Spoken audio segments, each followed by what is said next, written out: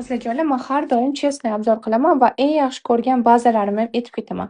Qizlarjonlar, bazalar tonalkalaringlar sizlarning yuzinglarni quritmasligi, qaritmasligi uchun kerak bo'ladigan va poralaringlarni ichiga tonalka kirib qolmasligini oldini olib beradigan narsa hisoblanadi va постоянный baza ishlatishni tavsiya qilaman.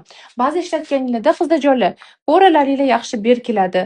Tonalka pudradan keyin umuman yig'ilib qolmaydi. Yuzinglar mana bunaqa gladkiy bo'lib qoladi. Bemalol testerni ham ishlatib ko'rsanglar bo'ladi. Har xil bo'ladi. Buni Estee Lauderga, Chanel ishlatib ko'rsanglar bo'ladi. Например, yaxshi berkitadigan yumshoqlaridan Chanel tavsiya qila olaman. Eclat Primer Chanel ayta olaman.